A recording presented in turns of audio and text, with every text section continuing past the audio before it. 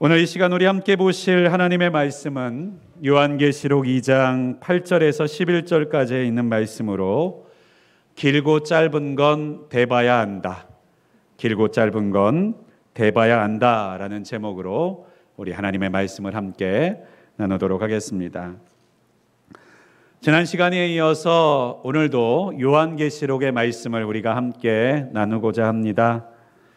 우리가 요한계시록에 있는 말씀을 때때로 나눌 때에는 그 말씀이 어렵고 또 때로는 부담스럽게 느껴지는 이야기들, 권면들, 책망들이 많이 있습니다. 때로는 우리의 신앙생활과 이 계시록에 나오는 말씀들이 과연 얼마나 연관이 있는가, 이 현실과 우리의 현실이 전혀 다른 현실인 것처럼 여겨질 때가 있습니다. 그러나 우리가 신앙생활 가운데 이와 같은 괴리를 느끼는 이유 중에 하나는요, 우리의 신앙생활이 세상의 사람들과 같은 트랙을, 같은 길을 달리고 있다고 하는 착각을 갖고 있기 때문에 그렇습니다. 때때로 우리의 신앙은 세상의 사람들과 같은 길을 달려갈 때 그들보다 조금 더 빨리 달리기를, 그들보다 조금 더 부유하기를, 그들보다 조금 더 넉넉하고 형통하기를 바라는 마음으로 우리의 신앙생활을 이끌어가고 있다고 오해할 때가 많이 있습니다. 그러나 성경에서 우리에게 말씀하고 계시는 신앙은 같은 트랙을 조금 더 빨리 달리는 것이 신앙이 아닙니다. 다른 트랙을 달리는 것입니다. 다른 길을 달리는 것입니다.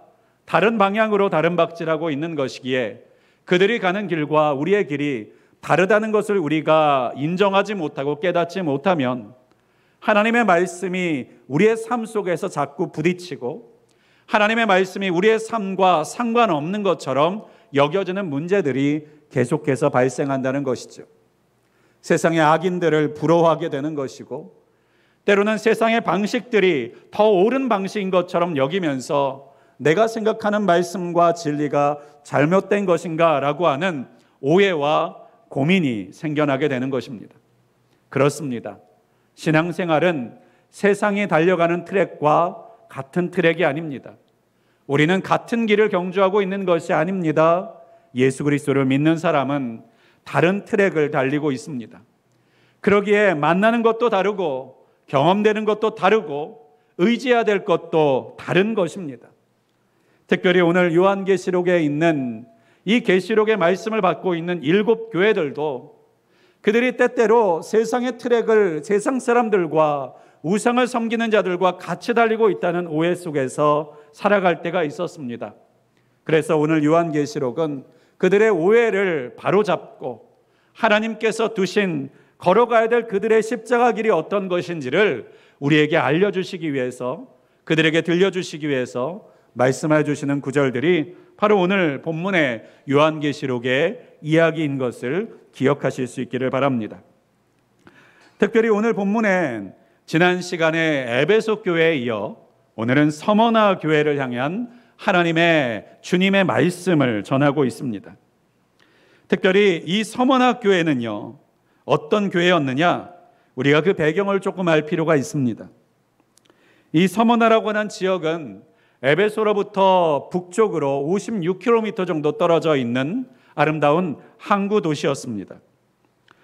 특별히 소아시아의 7교회, 요한계시록의 7교회 중에 현존하고 있는 도시 중에 하나, 아니 유일한 도시가 바로 이 서머나입니다.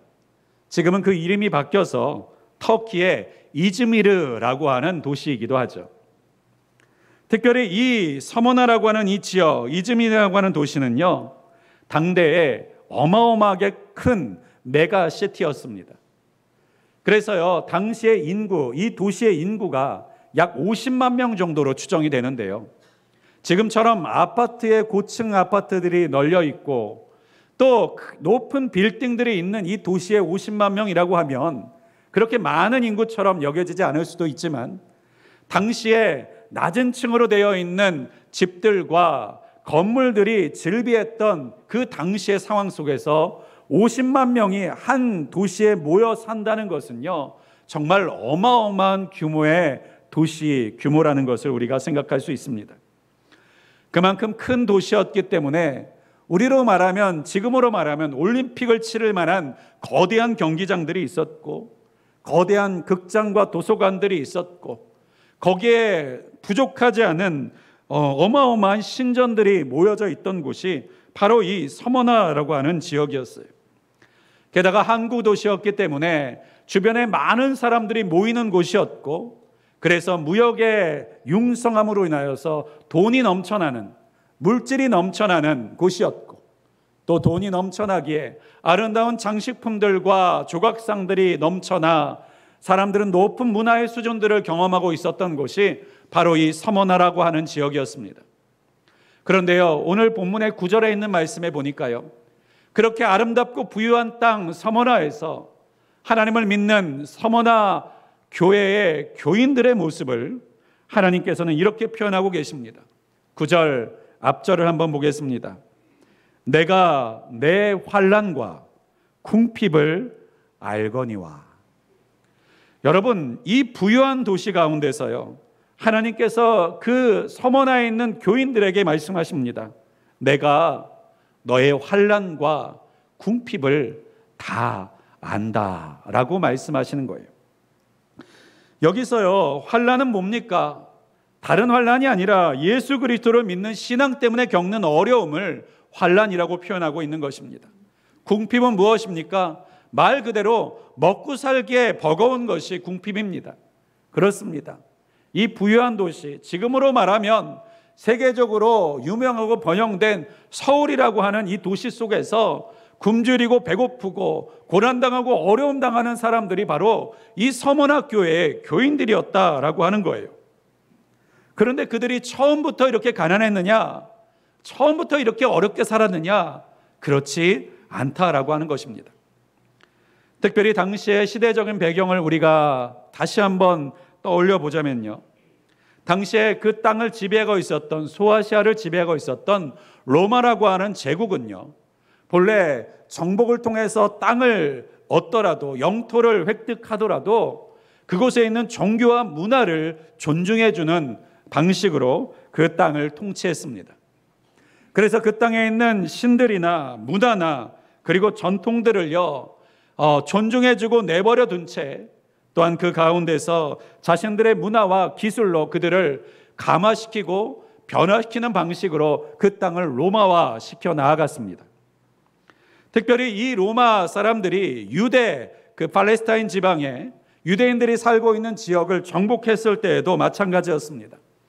그들은 유대인들이 믿는 하나님을 섬기는 그 일을 허락해 주었습니다. 또 그들의 신앙과 믿음을 존중해 줌으로 인하여서 로마 황제를 향해서 바쳐야 될 그 제사와 그리고 예배를 면제시켜 주고 예외시켜 주기도 했습니다. 그래서요, 초기에 이 예수 그리스도를 믿는 기독교인들도요, 이 유대인에게 베풀어 줬던 그러한 혜택과 배려 덕분에 한 유대인의 종파 중에 하나라고 여겼던 로마인들에 의해서 큰 핍박 없이, 큰 어려움 없이 신앙을 이어나아갈 수 있었습니다. 그런데 시대가 지나감에 따라서 변화가 일어나기 시작합니다. 특별히 로마의 네로라고 하는 황제가 즉위하게 되고, 그 네로의 황제가 로마를 모두 불태우민 광난을 저지른 뒤에 그것에 대한 모든 책임을 기독교인들에게 돌리는 일들이 벌어지게 됩니다. 그로 인해서 많은 기독교인들이 핍박을 당하기 시작하고 어려움을 당하기 시작합니다. 더 나아가서는 그 로마에 있었던 사람들의, 기독교인들에 대한 관점과 그리고 생각이 달라지기 시작했던 거예요. 게다가 이 일에 유대인들까지 동참하기 시작합니다. 그래서 기독교인들을 향해서 그들은 이단과 사이비 같은 존재이고 미신을 섬기는 광신자라고 하는 소문들을 퍼져나가기 시작합니다.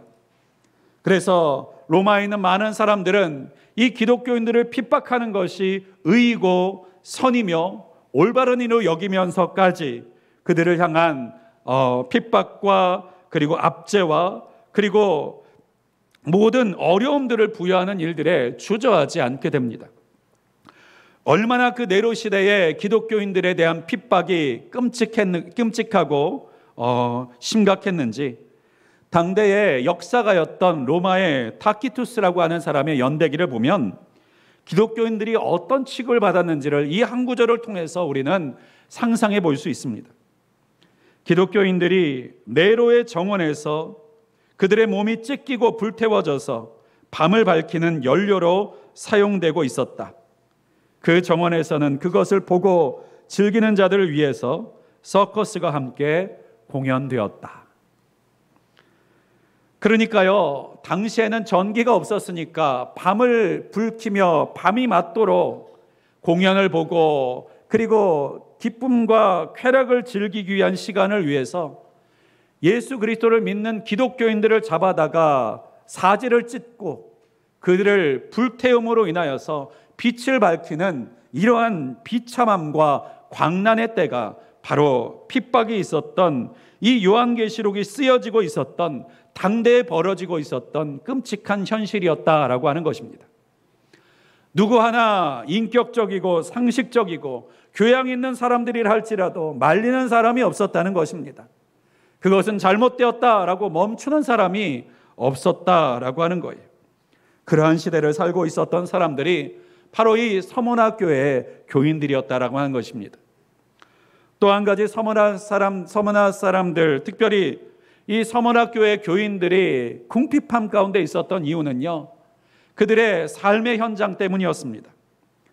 당시에는요, 무엇을 만들고 무엇을 팔든 어떤 직업을 갖든지요, 그 직업을 가지고 있는 사람들이 모이는 길드, 조합이 있었습니다. 하나의 이익단체인 것이죠. 그런데요, 그러한 이익단체들은요, 저마다 자신들이 섬기는 수호신이 있었습니다. 그래서 그 신들이 자신들의 장사를 번영시켜 주기를, 자신들이 만드는 생산을 더 잘되게 만들어 주기를 기원하면서 자주 제사를 드리고 그리고 그 신들의 이름으로 축제를 벌였습니다. 물론 축제나 제사에는요, 돈이 필요했습니다.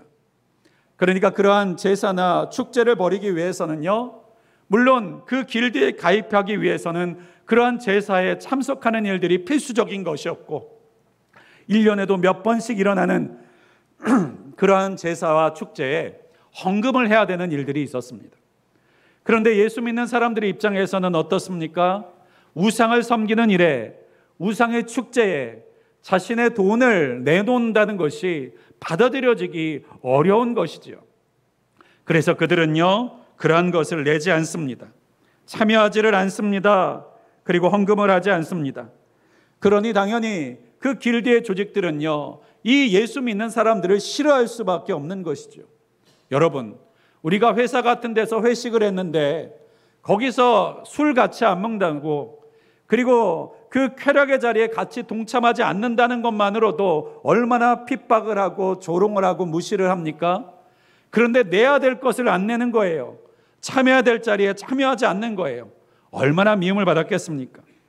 그래서 때로는 그 길드에서 쫓겨나게 되기도 하고, 또는 그들이 가지고 있는 사업장의 문을 닫아야 되거나 사업장을 넘겨줘야 되는 아픔들을 경험하게 됐습니다.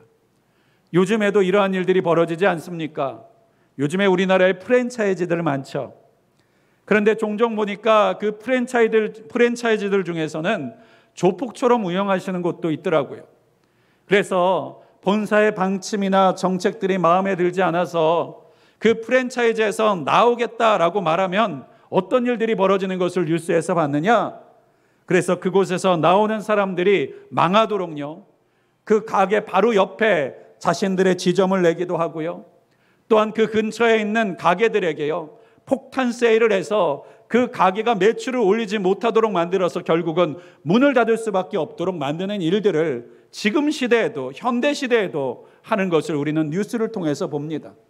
하물며 이 시대에는 얼마나 더 심했겠습니까?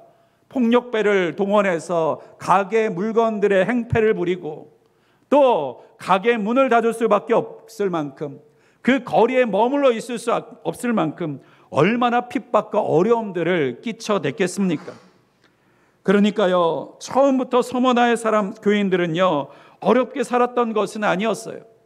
예수 그리스도를 믿는 믿음 때문에, 그리고 그 신앙의 양심 때문에 바로 그들은요, 그걸 가운데 있는 이익과 힘을 쥐고 있는 사람들로부터 밀려나기 시작했고 핍박을 받기 시작했던 것입니다.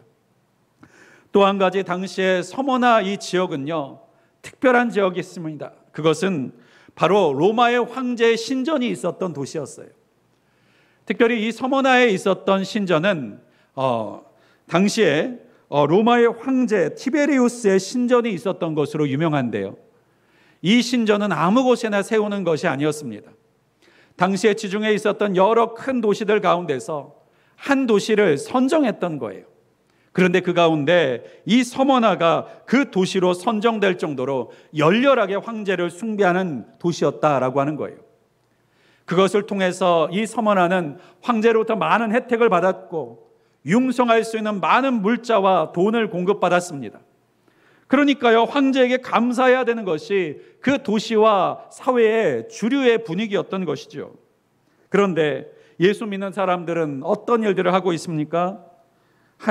황제를 신으로 여길 수 없다 하여서 황제에게 예배하지 않는 거예요.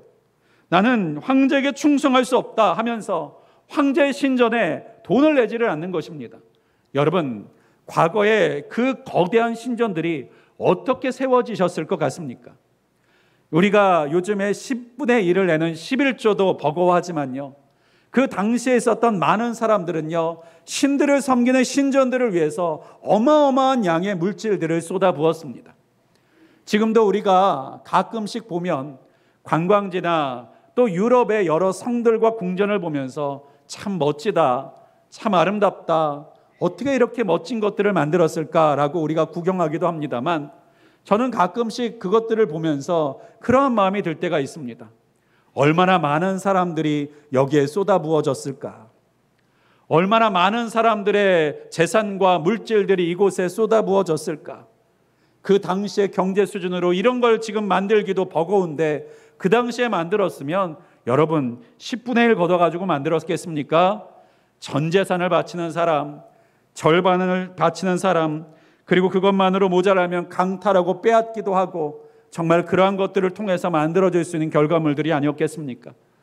당시에 황제를 향한 제사를 드리는 것도, 예배를 드리는 것도요, 돈 없이 할 수 없는 것이니까요, 얼마나 거기서 많이 거두는 것이 있었겠어요. 그런데 서머나 교회의 교인들은요, 그것 또한 우상을 섬기는 일에 동참한다고 생각하니까 참여하지 않고 결국 어떠한 어려움을 당하게 됩니까? 저들은 황제를 경외하지 않는 자들이다. 저들은 황제를 대적하는 자들이다. 저들은 반역하는 자들이다. 황제를 향한 충성하지 않는 사람들이다 라고 하는 소리를 들으며 감옥에 잡혀가기도 하고 옥에 갇히기도 하고 채찍에 맞기도 하고 재산을 통째로 강탈당하기도 하는 인생을 살아가게 되었다라고 하는 것입니다. 지금도 이러한 어려움을 겪으면서 사는 사람들이 있지 않습니까? 무슬림 국가들을 보면요, 그들 가운데서도 바로 이 서머나 교회가 겪었던 일들을 지금도 겪고 있는 사람들이 얼마나 많은지 몰라요. 특별히 우리가 잘 아는 이집트나 터키나 또 무슬림들이 많이 살고 있는 인도네시아 같은 나라들 보면요, 신분증에 뭐가 있는지 아십니까? 종교가 써 있어요. 무슬림인지 아니면 기독교인인지 어떤 다른 종교를 섬기고 있는 자들인지 종교가 써 있습니다. 여러분, 친절하게 왜 종교가 써 있는 줄 아십니까? 그들을 차별하기 위해서예요. 90%가 넘는 사람들이 무슬림인 지역에서 기독교인들은요, 직업을 찾기도 어렵고 결혼을 하기도 어렵고 장사를 하기도 힘듭니다. 그러한 핍박과 어려움 속에서 신앙을 이어나가는 것이 그러한 무슬림 지역에서 살고 있는 예수 그리스도를 믿는 사람들, 지금도 그렇게 살아가는 사람들이 있다라고 하는 거예요. 특별히 이집트에는 콥트교라고 하는 기독교의 한 종파가 있습니다. 한때는요, 이 이집트에서 전체 인구의 10%를 차지할 만큼 1000만 명에서 1500만 명이나 되는 사람들이 될 만큼 많은 숫자의 사람들이 있는 종교예요. 그런데 이 콥트교의 사람들이 어떻게 살고 있는지 아십니까? 이집트에서 일부의 사람들은요, 그 수도의 카이로라는 곳 옆에 자발린이라고 하는 소위 쓰레기 마을이라고 불리는 마을에서 살고 있어요. 이 마을의 인구만 3만 명이 넘습니다. 그런데 그 사람들이 무엇으로 살아가고 있는지 아십니까? 먹고 살기 위해서 카이로의 그 수도에 있는 사람들이 버린 쓰레기들을 모아다가 그것을 처리하면서 살고 있다라고 합니다. 그러니까요, 그 수도에서 직업을 갖고 일할 수 있는 것이 없어서 쓰레기를 걷어다가 그것을 걸러서 필요한 것들을 쓰기도 하고, 그것을 팔아서 돈을 마련하기도 하고, 썩지 않은 것이면 먹기도 하고, 그러면서 거지 같은 모습으로 살고 있는 것이죠. 요즘에는 특별히 이집트에 이 기독교에 대한 핍박이 점점 더 심해지고 있어서요, 이러한 일들까지 있답니다. 그 쓰레기를 처리하는 일을요, 외국의 외주업체에다가 맡기려고 하는 정책이 일어나고 있다고 해요. 겨우 그걸 가지고 먹고 사는 사람들이 있는데 그것마저도 허락하지 않기 위해서 외주업체들을 외국에서 불러다가 쓰려고 하는 정책과 움직임까지 있다라고 합니다. 그렇습니다. 지금도 예수 그리스도를 믿는 것 때문에 이와 같은 탄압과 궁핍을 겪고 살아가는 사람들이 이 서머나 교회처럼 있다라고 하는 것이죠. 그런데 여러분, 그러한 사람들을 우리 주님께서 오늘 9절에 보면 내가 그들을 안다, 내가 그들을 안다라고 말씀하고 계시는 거예요. 그런데요, 그것을 알면서 9절에 예수님께서 또 이렇게 말씀하십니다. 실상은 내가 부유한 자니라. 실상은 내가 부유한 자니라 라고 말씀하고 계시는 거예요. 여러분, 아니 궁핍하여 먹을 것이 없는데 부유한 자라라고 하는 말씀이 이해가 되십니까? 정말 우리가 성령 앞에서 귀가 열려지지 않은, 믿음의 귀가 열려지지 않고는요, 도무지 받아들일 수가 없는 말이 아닐 수 없습니다. 그 궁핍한 자들에게 부유한 자라니요. 영어 성경에도 동일하게 번역되어 있습니다. Yet you are rich 라고 번역되어 있어요. 넌 부자야 라고 말하고 있는 거예요. 이것을 통해서 우리가 기억할 것이 무엇이냐면요, 바로 하나님께서 생각하시는 부의 개념과 우리가 생각하는 부의 개념이 다르다라고 하는 것입니다. 특별히 이 서머나의 모습을 마치 묘사하는 것처럼 보이는 히브리서 10장에 있는 말씀이 있습니다. 전날에 너희가 빛을 받은 후에, 예수를 믿은 후에라는 뜻이죠. 고난의 큰 싸움을 견디어낸 것을 생각하라.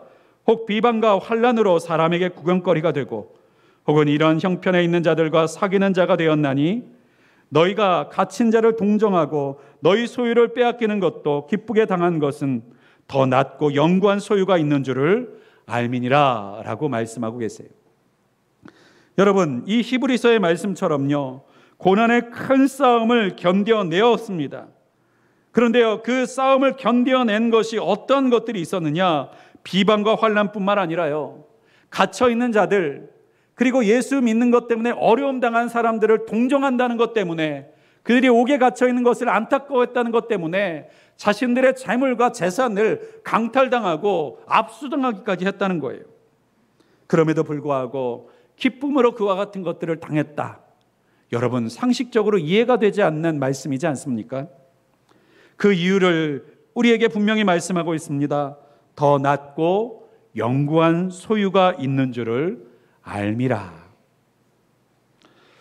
여러분, 이것이 우리의 삶 속에서 이해가 되지 않을지 모르지만 이러한 예를 한번 들어볼 수 있을 것 같아요.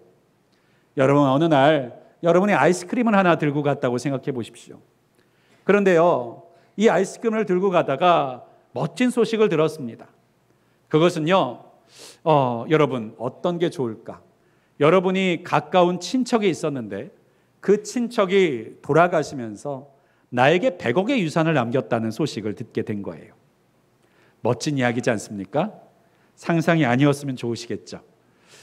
그런 소식을 듣고 있는데 갑자기 옆에 있었던 집사님이, 옆에 있었던 권사님이 내가 먹으려고 들고 있었던 아이스크림을요, 뺏어 먹는 겁니다. 가져가 버리는 거예요. 여러분, 그때 여러분은 어떻게 반응하시겠어요? 어떤 분들은 이렇게 생각할 수 있죠. 그건 그거고 이건 이거다.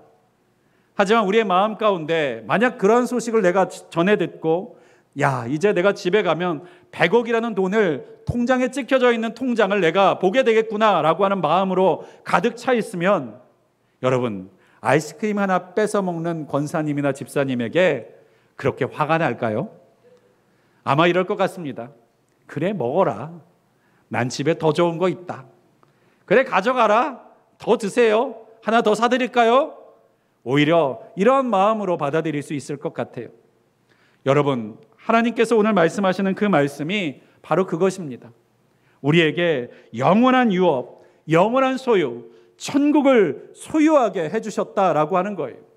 이 땅의 어떤 것과 비교할 수 없는 천국을 우리에게 주셨다는 것을 믿고 아는 사람이라면 이 땅에서 내가 가지고 있는 작은 것을 양보한다고 해서, 빼앗겼다고 해서, 내어주었다고 해서 서로 죽일 듯이 싸울 것이 있겠냐라고 하는 것입니다. 오히려 기뻐하게 된다, 기뻐하면서 그 일들을 감당할 수 있게 된다라고 말씀하고 계시는 것입니다. 그러나 우리가 신앙생활을 하다 보면 하나님께서 이와 같이 놀라운 천국의 보화를 선물로 주셨음에도 불구하고 그것을 잊어버리면서 살아가시는 분들도 있습니다. 교회를 나와 예배를 드리지만 그렇게 우리가 살아갈 때도 있는 거예요. 천국의 보화를 우리가 소유하고 있다는 사실을 잊어버리고 살면 무엇만 남습니까? 내 손에 들고 있는 아이스크림만 남는 겁니다. 그러면 이 아이스크림을 뺏어가고 먹게 되면 어떻게 되는 거예요? 내 전부를 뺏긴 것 같은 것이죠. 이것마저도 가져가냐라고 하는 분노가 치밀게 되는 것이죠. 그래서 우리는요, 그것을 내어주지 못하고 기뻐하지 못하고 목숨을 걸고 싸워서 네가 죽냐 내가 죽냐를 할 수밖에 없는 인생으로 살아가게 되는 거예요. 누가 그것을 가져갈까 봐 두려워하며 전전긍긍하면서 사는 인생이 되는 것이고, 누가 나에게 피해를 줄까, 내가 가지고 있는 작은 것이라도 빼앗길까, 양보해야 되는 상황이 되어질까 전전긍긍하면서 사는 인생이 되는 것이 바로 천국에 대한 그 보화된 보물된 것을 알지 못하고 잊어버리고 살아가는 사람의 모습인 줄을 여러분 꼭 기억하실 수 있기를 간절히 소망합니다. 여러분은 천국의 보화를 가지고 있는 사람이십니까?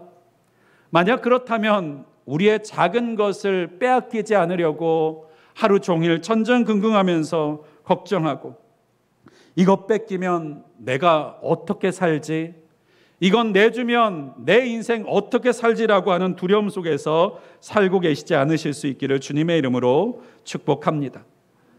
특별히 서문학교회를 향해서 하나님께서는 그러한 현실에 대해서 말씀하고 계시는 거예요. 너희가 비록 이 땅에 물질적으로는 궁핍하고 삶으로는 환난 가운데 있지만 너희는 부유한 자요. 세상의 기준으로는 너희가 부유한 자라고 말하는 사람이 없을지 모르지만 내가 보기엔 너 부유한 자다 라고 말씀하고 계시는 거예요. 여러분, 우리의 기준은 세상의 기준으로 볼 때 통장에 많은 계좌의 숫자가 찍혀져 있어야 부자입니다. 많은 것을 이 땅 가운데 소유하고 있어야 부자입니다. 그런데 여러분, 이 부자의 기준은 언제까지면 끝난다라는 것입니까? 우리가 이 땅을 떠나는 날에는 이 부유의 기준이 끝이라는 것입니다. 의미가 없어진다는 것이죠. 여러분, 우리가 죽을 때 우리의 재산과 물질 가져갈 수 있습니까? 하나님의 나라에 섰을 때 우리가 이 땅 가운데 소유한 것은 더 이상 소유가 아닌 것이 된다는 것입니다. 그러나 그 앞에, 하나님 앞에 설 때에 무엇이 우리의 부유함이 됩니까? 무엇이 우리의 소유가 됩니까? 무엇이 하나님을 감동시키는 기쁨이 됩니까? 그것이 무엇이냐? 바로 이 서머나 교회 교인들이 겪고 있는 환난과 궁핍을 세상은 불행이라고 말하지만 하나님께서는 부유한 것이다 라고 말하고 계시다라고 하는 것입니다. 특별히 오늘 말씀의 11절에 보면 어떻게 이 말씀을 마무리하고 있는가요? 귀 있는 자들은 성령이 교회들에게 하시는 말씀을 들을지어다. 이기는 자는 둘째 사망의 해를 받지 아니하리라 라고 말씀하고 계세요. 여러분, 둘째 사망이 뭡니까? 그러면 첫 번째 사망은 뭡니까? 우리 육체가 죽음을 맞이하는 것, 우리의 심장이 멈추는 것, 이것이 바로 첫째 사망입니다. 그런데 이 사망으로 끝나지 않고 둘째 사망이 있다는 거예요. 바로 우리의 영혼의 죽음을 둘째 사망, 우리의 영혼이 지옥불 가운데서 영원히 저주받게 되는 것을 둘째 사망이라고 말씀하고 있는 거예요. 그런데 우리는, 세상을 살아가는 우리는요, 예수 그리스도를 믿는 사람이라 할지라도 첫째 사망만 주목하면서 살아갈 때가 너무 많다는 것이죠. 100년이 되지 않는 이 땅의 삶만을 생각하면서 그 기준만으로 살아가는 사람들이 많이 있다는 것입니다. 그렇습니다. 그것은 세상의 사람과 같은 기준이에요. 그러나 하나님께서 보시기에는요, 그러한 사람들에게 너는 부유하다라고 말씀하지 않으신다는 것입니다. 세상에 건물이 많고 집이 많고 통장에 재산이 많은 사람에게 하나님은요, 너 참 부유하구나, 너 참 부자구나 라고 말씀하지 않으신다는 거예요. 그건 우리의 생각이지 세상의 생각이지 하나님의 생각이 아니라고 말씀하시는 것입니다. 그러면 하나님의 나라의 통장 안에 찍혀져 있어야 될 부유함은 무엇입니까? 궁핍입니다. 주의 이름을 위하여 겪게 되는 양보입니다. 주의 이름 때문에 겪게 되는 불편입니다. 주의 이름을 위하여서 희생하고 그리고 우리의 자신이 누릴 수 있는 것들을 포기하는 포기입니다. 여러분, 서문학교의 성도들은요, 자신의 믿음과 신앙을 위해서 누릴 수 있는 부를 얻지 못했고, 가질 수 있었던 재산들을 유지할 수 없었고, 누릴 수 있는 지혜를 더 이상 지위를 누릴 수 없었고, 자신들이 가지고 있었던 영향력을 더 이상 발휘할 수 없었습니다. 그러나 하나님께서는 그들에게 너 망했구나 라고 말씀하시지 않는 거예요. 너 인생에 실패했구나 라고 말씀하지 않으셨다는 것입니다. 너 정말 부유한 자이구나, 너 정말 부자이구나 라고 말씀하시더라는 거예요.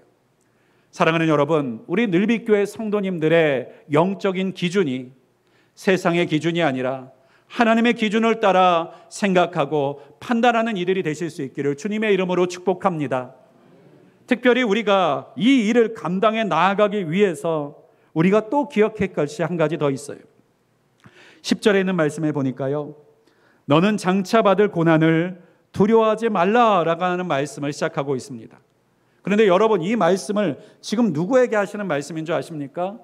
핍박과 궁핍과 어려움을 당하고 있는 서문학교의 교인들에게 하시는 말씀이에요. 여러분, 우리의 지금 신앙의 기준으로 생각해 보면요, 현대 기독교인들의 수준으로 생각해 보면요, 여러분, 지금 환난과 어려움과 핍박을 당했는데 주님이 말씀하고 계시는 거예요. 그러면서 이렇게 말씀하시는 거예요. 너의 어려움을 내가 다 안다. 너의 궁핍함과 가난함을 내가 다 안다 라고 말씀해 주시는 거예요. 그럼 여러분은 뭘 기대하시겠습니까? 야, 이제 하나님이 일하시려나 봐. 야, 이제 내 가난한 것 이제 해결해 주시려나 봐. 내 어려웠던 것 다 형통하게 만들어 주시려나 보다. 우리를 힘들게 만드는 저 로마를 무너뜨리시려나 보다. 여러분, 이런 기대 품지 않으시겠습니까? 그런데 이어서 나오는 하나님의 말씀은 뭐예요? 너희는 장차 앞으로 받을 고난을 두려워하지 말라라고 말씀하는 거예요. 이 말이 무슨 말입니까? 너네 고난 아직 안 끝났어. 네가 겪을 어려움들이 아직 끝나지 않았다. 앞으로 더 큰 고난이 남아있다. 앞으로 너 잡혀가서 감옥에 갇힐 일들이 남아있고 열흘 동안 환난을 받게 될 날들이 지금 내 앞에서 기다리고 있어. 그리고 그 일의 정점을 찍는 말씀이 무엇입니까? 내가 죽도록 충성하라입니다. 죽도록 충성하라. 여러분, 이 말씀을 우리가 한글 성경으로 읽으니까 내가 죽도록 충성하라는 말을 최선을 다해라, 열심을 다해라 라는 말로 해석하시고 이해하시는 분들이 있습니다만, 여러분, 이 원어의 뜻을 살려서 제가 표현하자면 단순하게 이겁니다. 넌 죽어야 된다. 넌 죽어야 된다라고 하는 표현이에요. 죽도록 충성하라는요, 죽을 수도 있을 자리까지, 죽음에 가까울 때까지 나아가라는 말이 아닙니다. 넌 죽어야 된다라고 말씀하고 계시는 거예요. 여러분, 우리를 살리기에 오신 우리 주님께서 그 고통과 어려움 속에서도 믿음을 지키고 있는 서문학교의 교인들에게 이렇게 말씀하시는 거예요. 너 아직 남아있는 것이 있다. 넌 이제 죽어야 된다라고 말씀하시는 것, 여러분 이해가 되십니까? 하나님이면 문제를 해결해 주셔야 되는 거 아닙니까? 이 상황들을 풀어주셔야 되는 것 아닙니까? 그런데 더 큰 환난이 남아있대요. 그 환난을 너는 짊어져야 된대요. 그리고 너는 그것을 통해서 죽어야만 할 수 있다는 거예요. 여러분, 이 말이 우리에게는 잘 이해되지 않지만 군인들의 세계에서는요, 이 말이 무슨 뜻인지 이해되실지 모르겠습니다. 제가요, 이 말이 참 와닿으면서 이해가 됐던 장면이 하나 있었는데요. 그것이 무엇이냐면, 여러분 혹시 반지의 제왕이라고 하는 영화 보신 적이 있습니까? TV에서도 아마 보신 적이 있으실 텐데, 이 반지의 제왕이라고 하는 이 영화는요, 이 기독교 변증가였던 사람을 통해서 쓰여진 소설입니다. 그러다 보니까요, 이 반지의 제왕이라고 하는 이 소설의 구석구석에는요, 기독교적인 가치관들이 많이 담겨져 있어요. 그런데 특별히 이 반지의 제왕 3편의 왕의 귀환이라고 하는 영화의 한 장면을 보면요, 이러한 장면이 있습니다. 악의 군주라고 하는 사우론이라는 사람이 있는데, 이 사람이 모든 세계를 악으로 물들기 위해서 세상을 향해 전쟁을 벌여요. 그 전쟁의 군세가 너무나도 강력해서요, 인간들의 나라 중에 하나인 곤도르라고 하는 나라가 침략을 갖고 이제 함락 직전에 처하게 됩니다. 이 곤도르라고 하는 나라를 구원해 주기 위해서 또 다른 나라인 로안이라고 하는 나라가 말을 탄 기병들을 이끌고 도와주기 위해서 찾아와요. 그런데 언덕 위에서 돕기 위해서 그 전쟁의 상황들을 바라보니까 너무나도 밀리고 있는 거예요. 압도적으로 어려움을 당하고 있는 거예요. 그 가운데서 그 병사들을 뒤에 놓고 이 로안이라고 하는 나라의 왕이 연설을 하고 소리치기 시작합니다. 그리고 마지막에 이렇게 외칩니다. 죽음으로라고 하는, death라고 하는 외침을 외쳐요. 이것을 우리나라 한글 번역으로는 이렇게 번역합니다. 적들에게 죽음을 이라고 하는 번역을 해요. 적들에게 죽음을. 마치 적들을 죽이자라고 하는 그 소리처럼 들립니다. 그런데요, 원래 원작과 그리고 원래의 의미를 살려서 표현하면요, 그것은 적들에게 죽음을 안겨주자 이러한 뜻이 아닙니다. 원래는 이런 뜻입니다. 죽으러 가자. 죽으러 가자라고 하는 뜻입니다. 죽음을 향해서 달려가자. 죽음을 향해서 나아가자. 우리 다 같이 죽으러 가자라고 외치는 거예요. 여러분, 우리가 성경을 읽을 때 하나님의 말씀들을 읽으면 기쁨과 즐거움과 축복의 이야기들만 있을 거라고 생각하면서 성경을 읽지만, 성경을 읽을 때 많은 부분에서는요, 마치 죽으러 가자라고 하는 말씀으로 들려지는 말씀들이 얼마나 많이 담겨져 있는지 모릅니다. 특별히 요한복음 11장에도 보면요, 이 말과 너무나도 똑같은 말씀이 기록되어 있는데요, 디두모라 하는 도마가 다른 제자들에게 말하되 우리도 주와 함께 죽으러 가자 하니라. 여러분, 이 성경 구절 읽어보신 기억이 나십니까? 어떤 분들은 처음 듣는 구절처럼 생소하실 것 같습니다. 왜 그럴까요?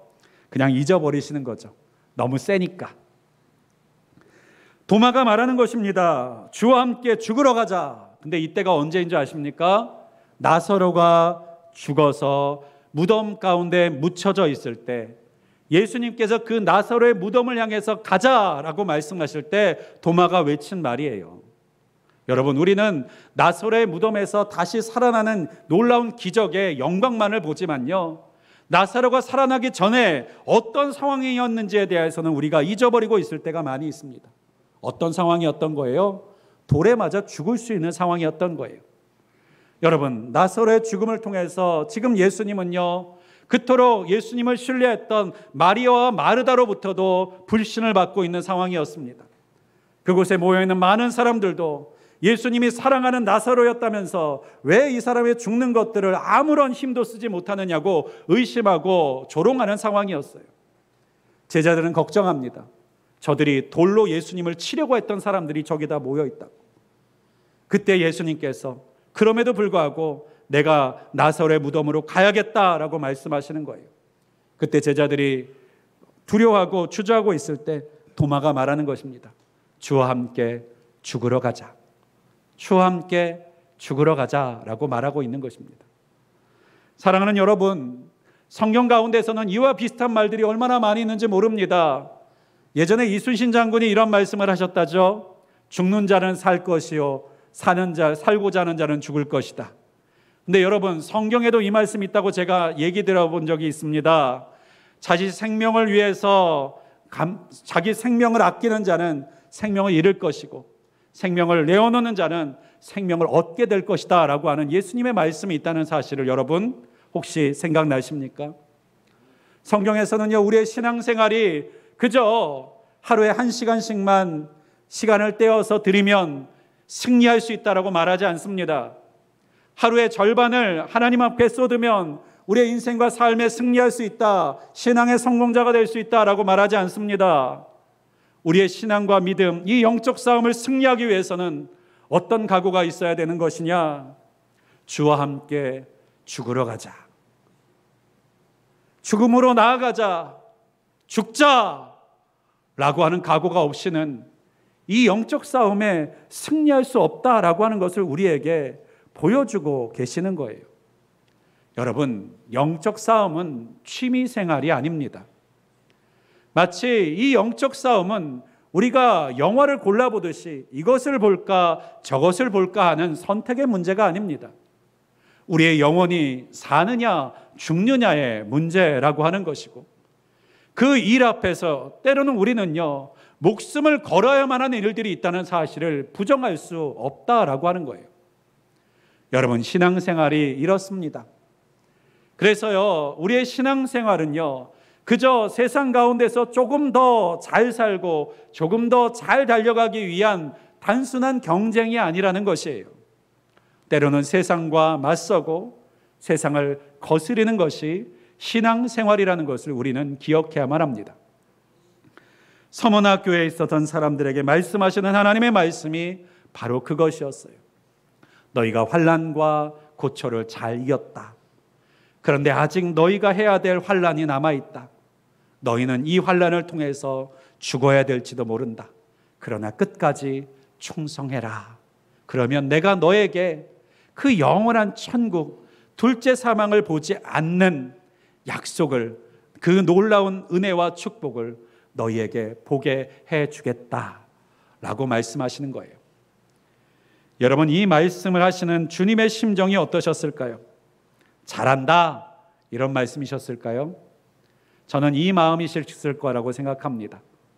전쟁터에 그 피 흘리고 상처 입고 고통과 어려움 속에서 겨우 살아남아 있었던 자신의 부하들을 다시 전선을 향해서 보내야만 하는 사령관의 심정이 바로 이 서문학 교회를 향해서 말씀하시는 하나님의 심정이라고 저는 생각이 듭니다. 세상의 고초와 어려움들을 겪고 겨우겨우 살아남아서 돌아온 사람들에게 너희들 다시 가야겠다. 너희들 저기를 향해서 다시 나아가야겠다. 저기 가서 너희들이 목숨을 걸고 다시 맞서 싸워줘야겠다. 지켜줘야겠다. 너희 제일의 자리를 지켜야겠다라고 말씀하시는 주님의 마음이 여러분의 마음 가운데서 느껴지실 수 있기를 주님의 이름으로 축복합니다. 우리 주님께서는 우리를 보내시는 곳이 어떤 곳인지를 아셨습니다. 그래서 주님께서는요, 내가 너희를 세상에 보내는 것이 이리 때 가운데 양떼를 보내는 것과 같구나라고 말씀하시지 않았던가요? 여러분, 하나님께서 우리를 세상 가운데 부자로 살라고 지금 보내고 계시는 것이 아니라 목숨을 걸고 하나님의 사명을 감당하라고 보내고 계신다는 사실을 여러분 기억하실 수 있기를 바랍니다.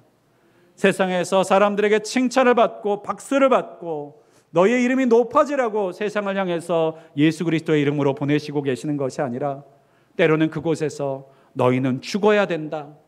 너희는 모든 것을 잃을지라도 너희 자리를 지켜야 된다라고 하는 당부를 하시면서 우리를 보내고 계시다는 사실을 여러분 꼭 믿으실 수 있기를 간절히 소망합니다.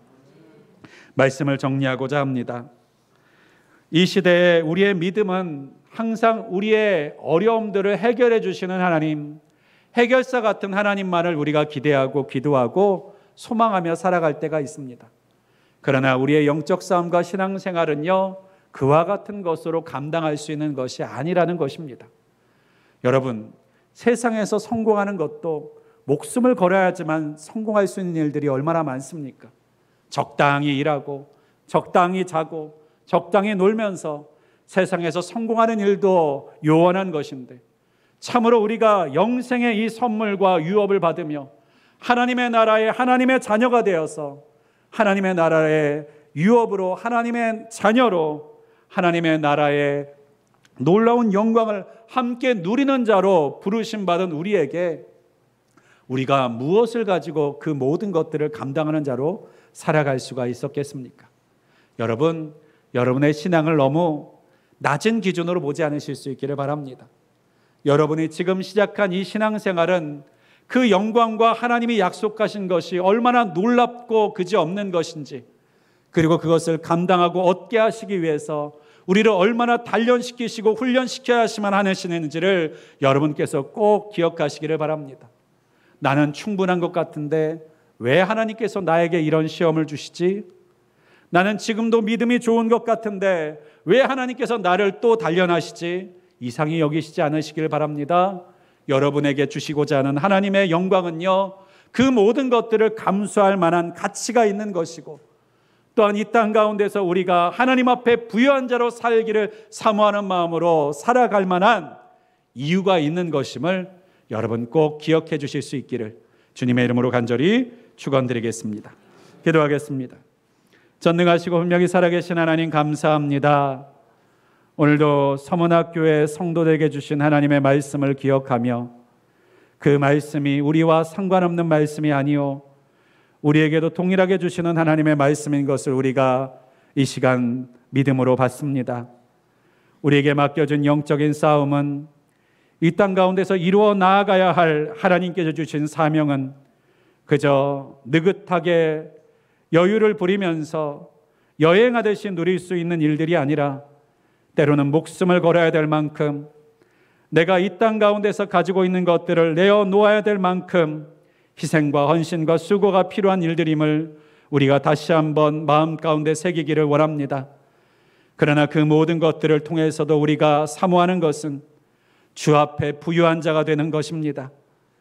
이 땅 가운데 100년도 되지 않아 먼지와 또한 흙이 될 사람들에게 받는 칭찬과 인정이 아니라 영원한 생명과 영생 속에서 우리를 인정해 주시고 책임지실 우리 주님 앞에서 너는 부유한 자구나, 너는 부자구나 인정해 주시는 주님의 말씀, 주님의 칭찬을 듣기 위하여 우리가 다시 한번 세상의 부를 쌓아나가는 자를 넘어 하나님의 나라의 영적인 부를 쌓아나가는 자가 되기를 소원하오니, 주여 우리가 날마다 깨어 주님의 나라와 주님의 때와 이 둘째 사망의 때를 기억하며 살아가는 자가 되어질 수 있도록 주여 도와주시옵소서.